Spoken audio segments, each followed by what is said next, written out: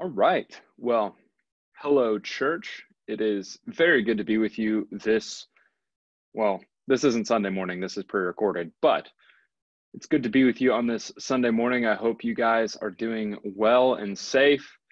I hope you've been enjoying the bout of warmer weather that we've had. I know it's kind of scary because that sort of means that July and August are on their way, but regardless, it's kind of nice to get out and feel the sunshine and all of those things. Hope that you're safe and well.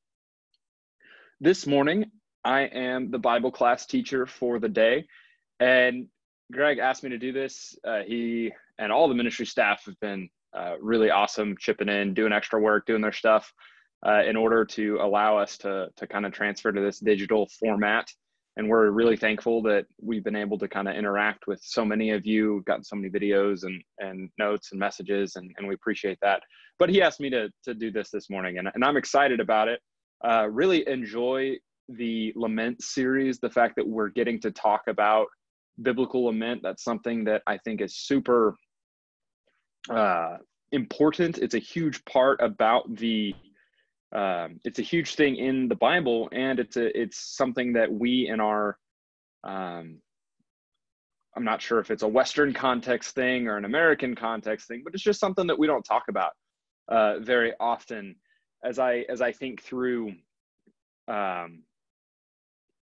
popular Christianity, for lack of a better term, my mind kind of jumps to positive, encouraging K-love, and it's good to be positive and encouraging, but the world isn't always positive and encouraging. And especially a time like this where people are losing their lives and livelihoods, it's helpful for us to realize that the Bible is a lot deeper than just positive and encouraging, that it is God's word, and it reflects the complexities of God's world.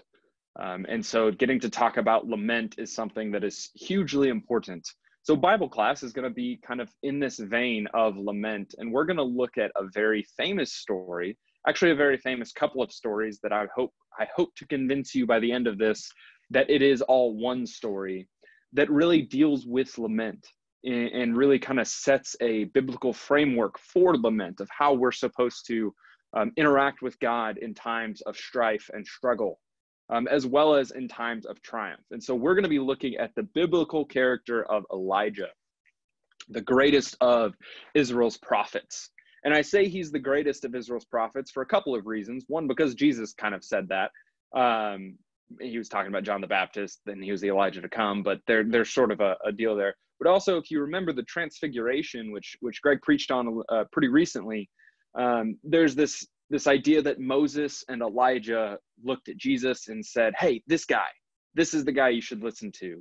And in the Jewish mind, that's going to be or the Hebrew mind, like that is significant because Moses was the giver of the law and Elijah was the greatest of the prophets, and they were both pointing to Jesus. So Elijah looms very large in the Jewish mind, so much so that during the Passover Seder, there's actually a seat saved for Elijah.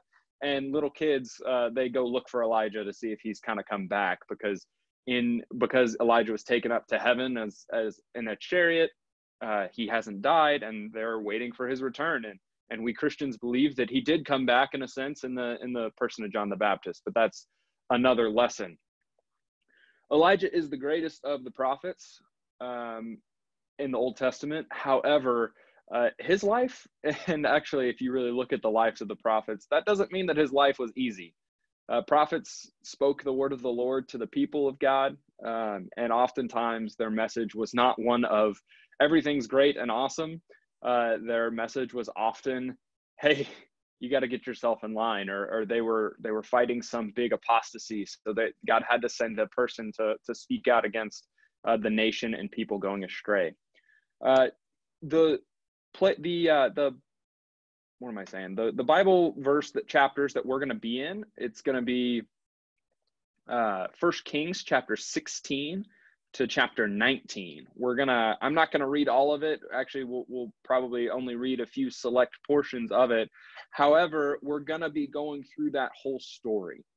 One of the things that I love about our tradition, the Churches of Christ, is that we so highly value studying the Bible. one of the things that I find that is a little bit difficult sometimes is the fact that we sometimes, or well, when we study the Bible in Bible class, we often have 45 minutes or so.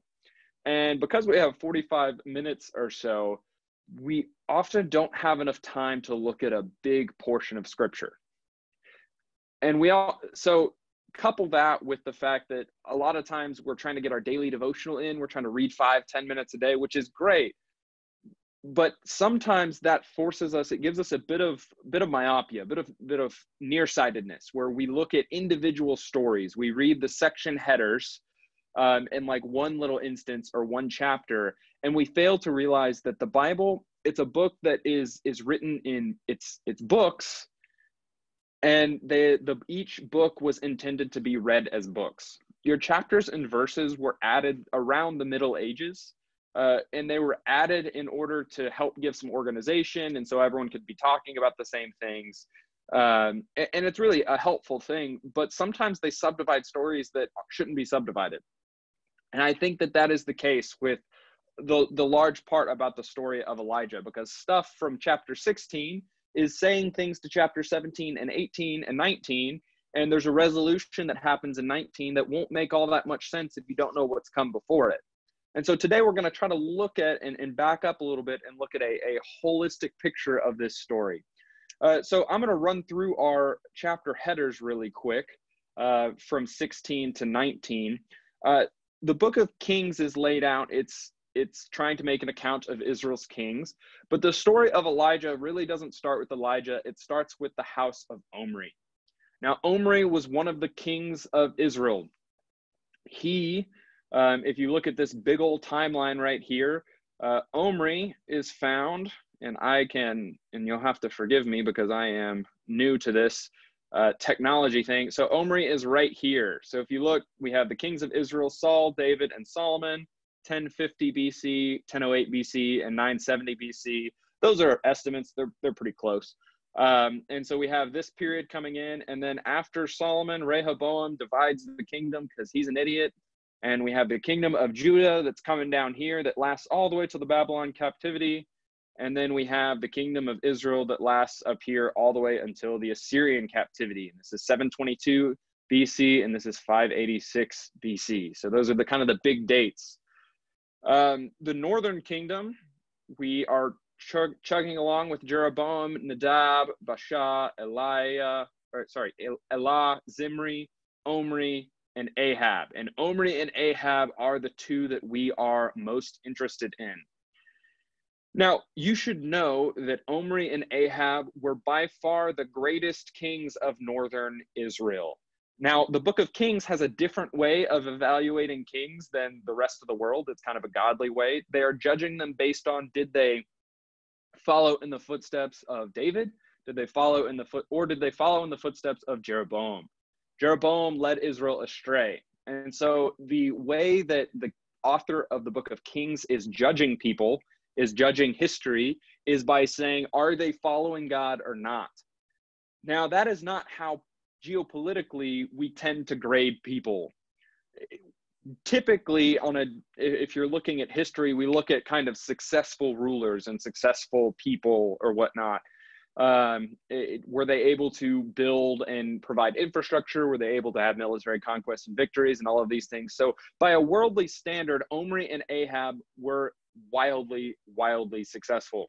However, from a godly point of view, the way that they gained this success is through an alliance that was going to lead Israel astray.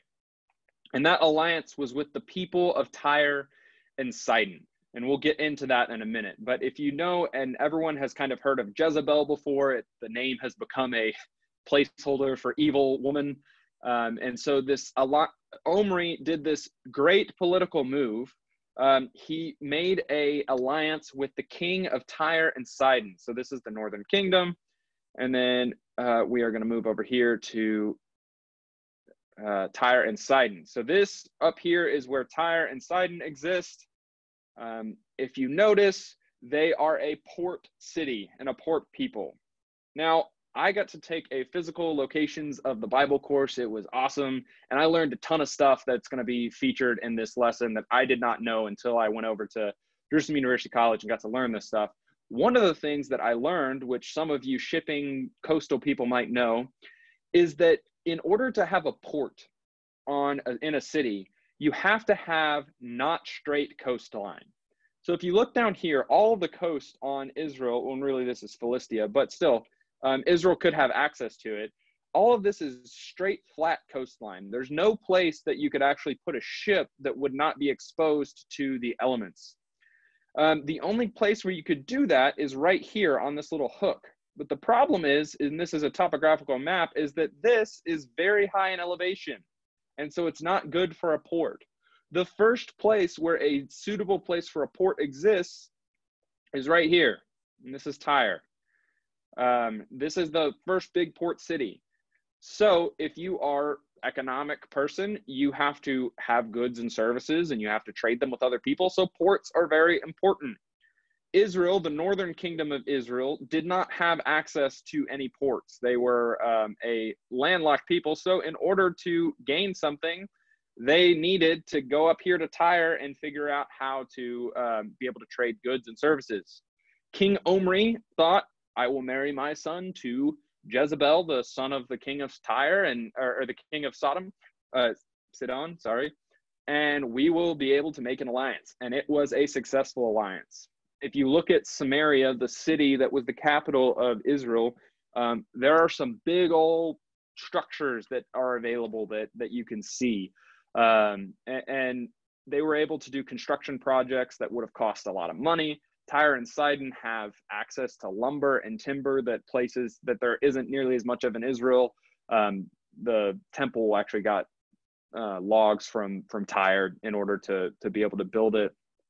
But again, this alliance is what is sparking all of the problems, because Tyre and Sidon worshipped a god that was very awful, and that god was Baal and Asherah, and also Moloch, which was the child sacrifice god, but that doesn't feature as heavily in this story, so we know that this is different. But eventually, one of the northern kings of Israel sacrificed his child to Moloch, which is horrible.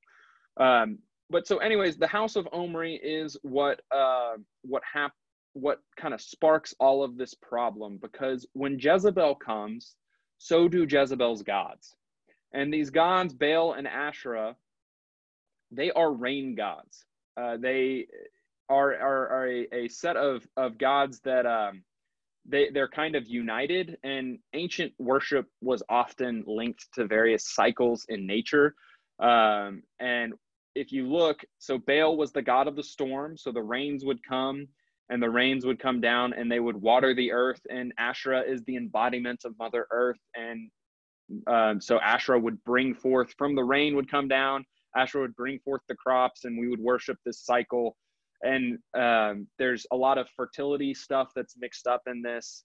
And so this is but these cycles is what we're worship. So Baal is the storm and Asherah is the earth. And so we can, well, I won't get into kind of some of the ritualistic stuff that went on with that, but they believed that through their priests and priestesses, they could enact some of this fertility cycle and bring forth the crops and the grains. And you can fill in the blanks on what that ritual ceremony involved.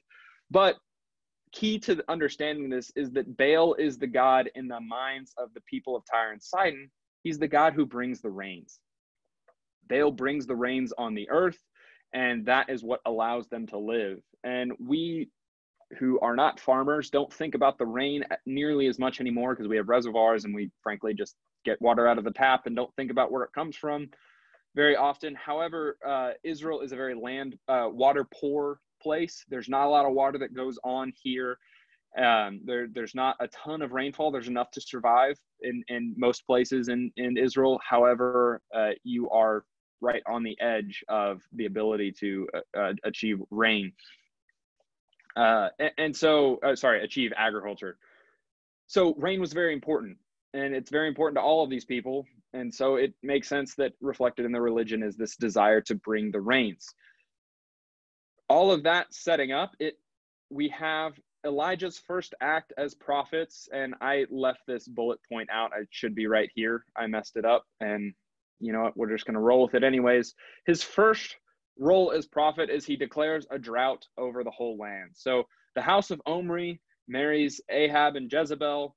Omri dies. Ahab becomes the king, and and Jezebel brings all of her Baal and Asherah worship. They have this worship that's supposed to bring the rain, and Elijah says it's not going to rain on this land for 3 years. That is God kind of sticking it to the gods of Baal and Asherah. Okay, my people. So Israel has ceased to worship God, who's the real God, and started worshiping these other gods that they think will bring the rain. So God says, okay, I'll show you who brings the rain. No rain. No rain for 3 years. Elijah is fed by ravens, and then he's fed by the widow at Zarephath, and this kind of features in some of the Jesus story later, kind of echoes back to some of this. And then we have Obadiah coming and meeting with Elijah, and Elijah saying, hey, or God tells, after 3 years, after a very long time of drought, God tells Elijah, hey, you got to finish this. This is not good. You see that a drought is not just hurting Ahab and Jezebel, a drought is hurting the whole people. God says, go bring this thing to an end. So Elijah calls Obadiah, who's a good prophet, who hides prophets of the Lord, and he says, hey, go get Ahab and tell him to meet me on Mount Carmel. We're gonna finish this thing. Elijah's on Carmel, and after that he flees to Horeb, and then the Lord appeals. The Lord appears to Elijah is the last feature of this story. So let's just kind of walk through it for a little bit. Okay, last little detail that I want you to know, actually it's not the last one, but it's a good one to know, is the rules of rainfall in Israel. So in Israel, there are geological rules that happen. The further north you are, the more rain you get. The further west you are, the more rain you get. That makes sense because water's coming off the Mediterranean.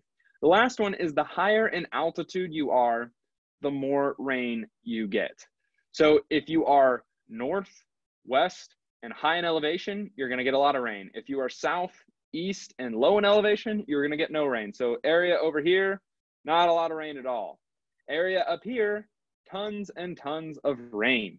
This is the most well-watered spot in all of Israel. So adding to this story of Elijah decides to go meet the prophets of Baal on Carmel.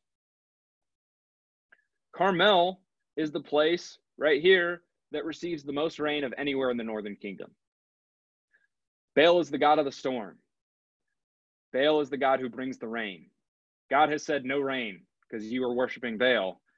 And then Elijah goes and has this confrontation with the prophets of Baal on Baal's home turf, which is really, really cool to me, just how kind of all of this works, that God is speaking to these people. And okay, when you're studying the Old Testament, when you're studying any ancient people, there's always a temptation to kind of somewhere in our brains think, these people are stupid. How do you worship rain? How do you worship these things? How do you worship cycles of nature? How do you worship these things? It's just like, it's an arrogance that we are taught to believe. And I think we really need, if you want to be a good reader of history or a reader of the Bible, you need to learn to kind of think past that ancient people were very smart. They just started with different informational starting points than we do. We were taught by our teachers that cycles of nature are based on, currents and weather patterns in the earth. And we can talk about these things like elevation and weather patterns and all of these scientific things that aren't coming to my mind because I'm not a scientist. But we are taught that science is a authority that we should trust.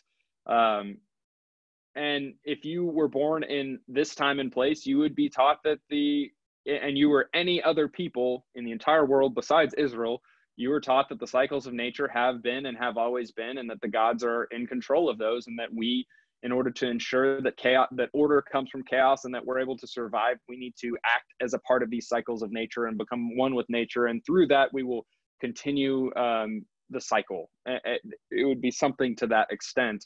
And everyone around you would think that that's right as well. People weren't stupid.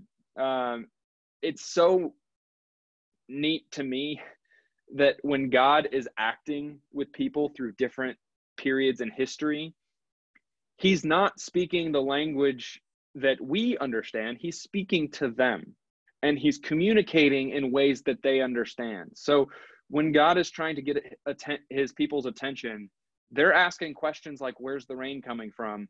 And so he's going to show them that the rain's coming from me, right? If people are worshiping on this mountain, this sacred mountain, Carmel, that is where all of the rain's coming from, where it would make perfect sense that if Baal's going to have a spot on earth, it's going to be the spot where all the rain's at.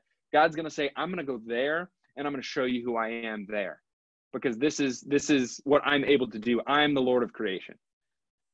It is so cool to me that God does that. He speaks to us where we are, not where we wish we were, and I'm so thankful for that. That's a bit of a side note. Getting back to the story, we see that this big confrontation happens at Carmel, on Baal's home turf. And boy, oh boy, my technological prowess is on display, and it is found wanting because that circle is not drawn in the right place. We will go back to this slide. Okay, so this is Mount Carmel. The Egyptians called it the antelope's nose. I find that funny. But this is a mountain. It's a very long mountain. This takes about, 45 minutes to drive or so. But it's a super long deal, and we don't know exactly where the confrontation with the prophets of Baal happened. However, it's most likely around here, because later in the story you're able to see the ocean from this area, and that features within the story. It doesn't really matter exactly where it happened, but it's something that I think is interesting and cool if you ever get a chance to go over there. However, I'm going to pick up and read some of the story to us because it is some of the coolest stuff that's going on. So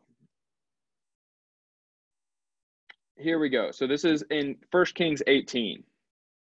Then Elijah said to them, so all the people are gathered. Then Elijah said to them, I am the only one of the Lord's prophets left. Save that. That's going to come up later. But Baal has over 450 prophets. Get 2 bulls for us. Let Baal's prophets choose one for themselves, and let them cut it into pieces and put it on the wood, but not set fire to it. I will prepare the other bull and put it on the wood, but not set fire to it. Then you call on the name of your God, and I will call on the name of the Lord, and the God who answers by fire is God. Then all the people said, what you say is good. Again, God speaking their language. Elijah said to the prophets of Baal, choose one of the bulls and prepare it first, since there are so many of you. Call on the name of your God, but do not light a fire to it. So they took the bull given by them and prepared it. Then they called on the name of Baal. From the morning till noon, Baal, answer us, they shouted, but there was no response. No one answered. And they danced around the altar they had made. At noon, Elijah began to taunt them. Shout louder, he said. Surely he's a god. Perhaps he's deep in thought or busy traveling. Maybe he's sleeping and must be awakened. So they shouted louder and louder and slashed themselves with swords and spears, as was their custom, until their blood flowed. Midday passed, and they continued their frantic prophesying until there was time for the evening sacrifice. But there was no response. No one answered. No one paid attention. Then Elijah said to all the people, come here to me. And they came to him, and he repaired the altar of the Lord, which had been torn down. Elijah took 12 stones, one for each of the tribes descended from Jacob, to whom the word of the Lord had come, saying, your name shall be Israel. With the stones he built an altar in the name of the Lord, and he dug a trench around it large enough to hold 2 seahs of seed. He arranged and cut the bull into pieces and laid it on the wood, and then he said to them, fill 4 large jars of water and pour it on the altar offering and on the wood. Guys, they'd been in a drought for 4 years, and this is a desert climate. That's costly. They're pouring away the water they're going to drink later.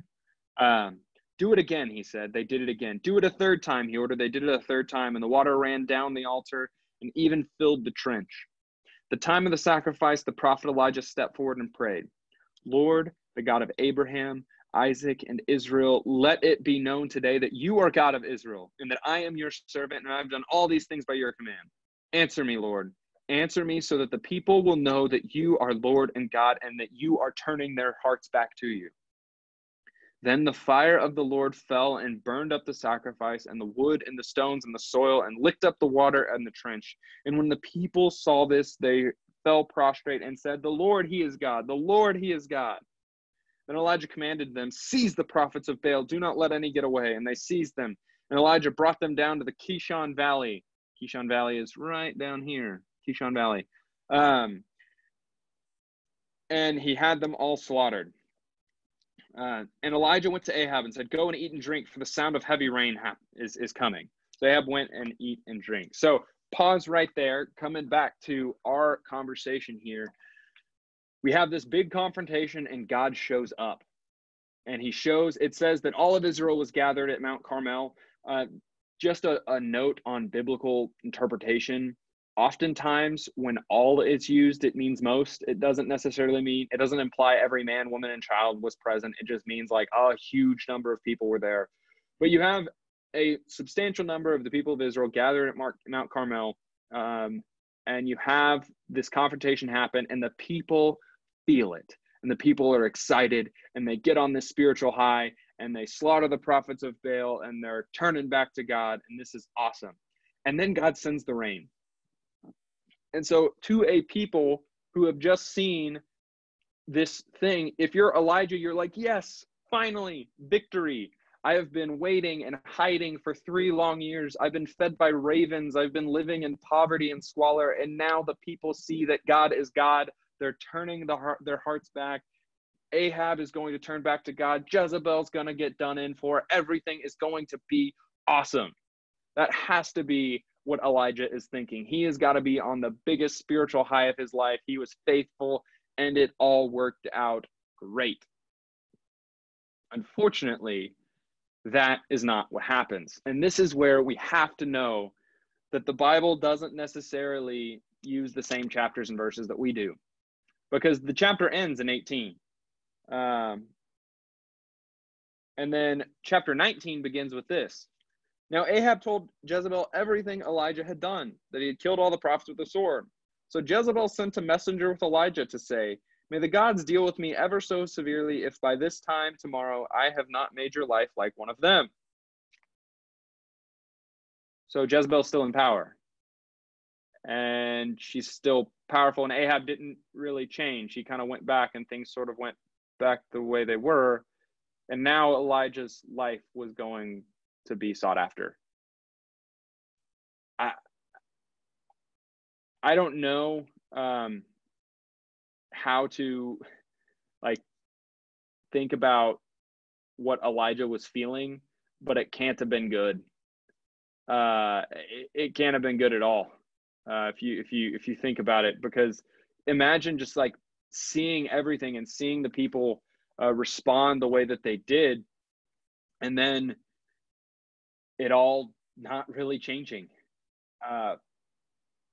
This is the point, the lesson title today is Triumph and Lament, where it seems like something broke within Elijah. It seems like he was expecting so much from God. He was expecting the people's hearts to turn back. But we read this. Elijah was afraid, and he ran for his life. He just saw fire from heaven fall down. Now I want to talk about that fire from heaven for just a second, because when we hear fire from heaven, when I hear it, I kind of think like a big fireball, but nothing in the language doesn't mean that. It very well and probably was lightning. Like that's probably what it looked like. Fire from heaven, this white hot lightning came down and consumed everything. And remember, Baal is the god of the thunderstorm. Baal is the god who brings the rain, and Baal is the god of the thunderstorm. And so after you see this whole big instance and you say, the Lord is God, but you have years of training that Baal brings the storms, and that this is how it works, and the people in power worship Baal, and everything always seems to work out right for the people in power. So imagine a few hours later, and imagine the story starting to be retold of, well, who can really say that that was Yahweh who did that? What if it was Baal?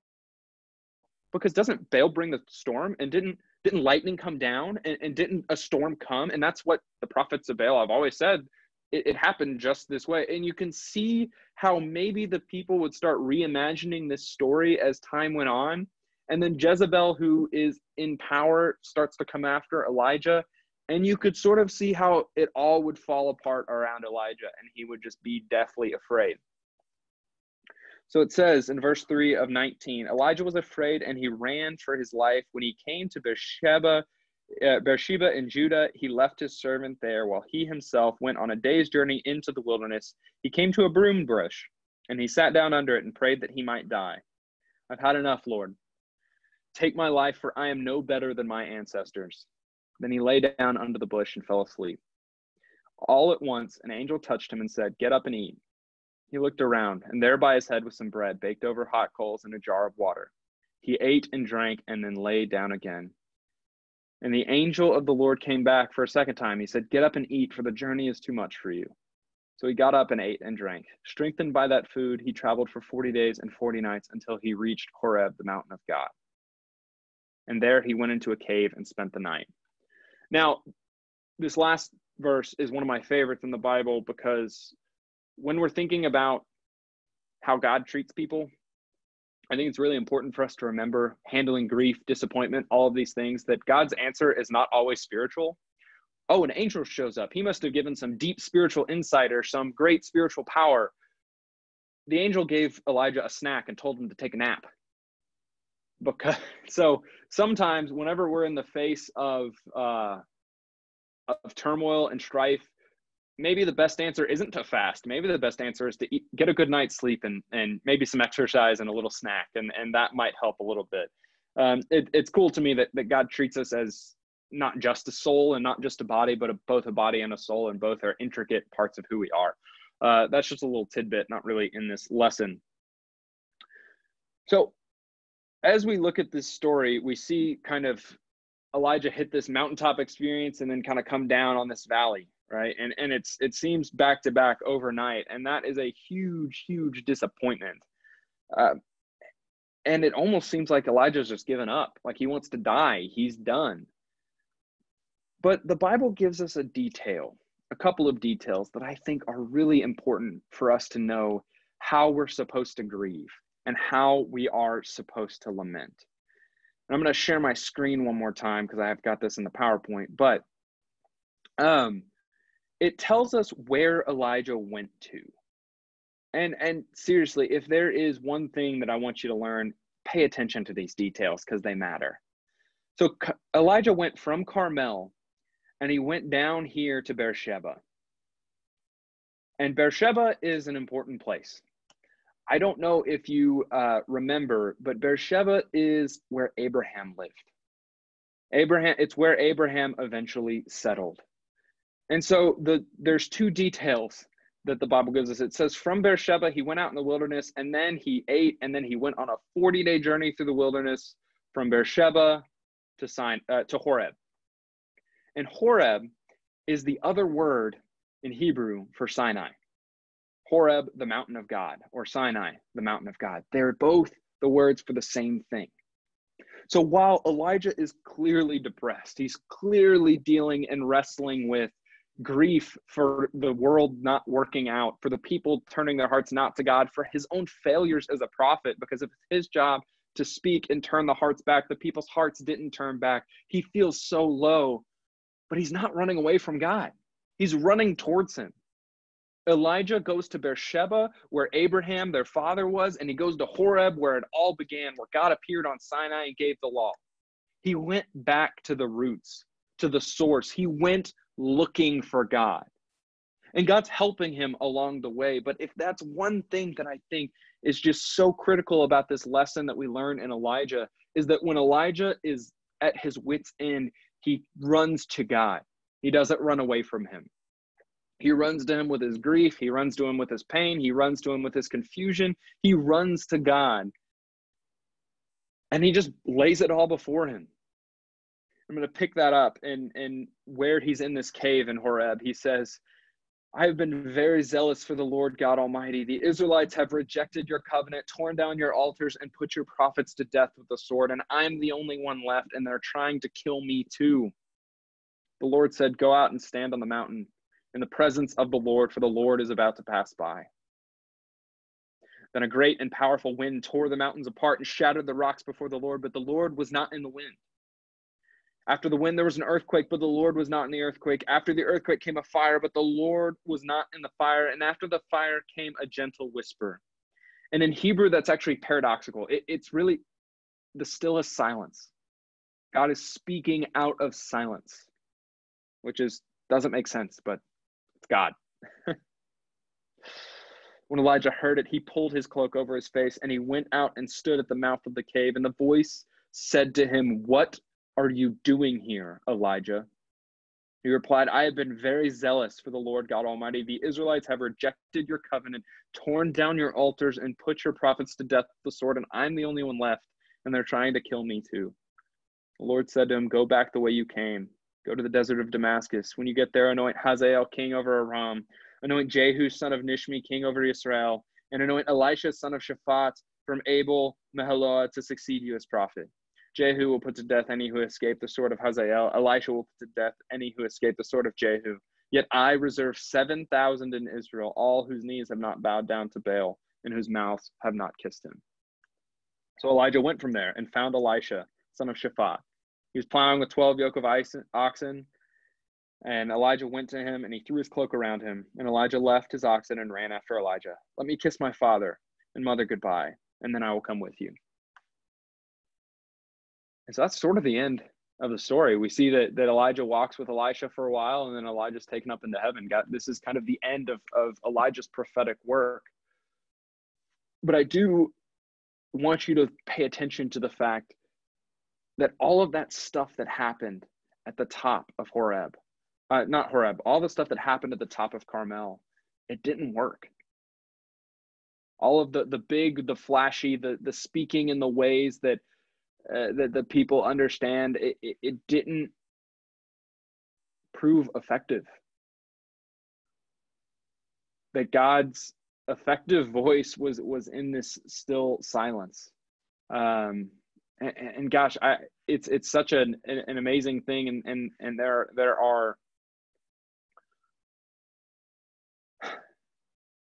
sometimes I don't know what to say with this story, because I see there's so much kind of deep and profound wisdom that's woven together in Elijah's thing. But I want to just, wrap this thing up and take you to a couple of points that sometimes that mountaintop experience is just that. Sometimes it feels good for a few seconds, and then it falls down. But really, the story that I see here that I think is really effective for us to think about when it comes to this story of lament, this lesson in this series on lament, is this idea of when Elijah is at his wit's end, what does he do? Because when Elijah is at his wit's end, he runs towards God, not away from him.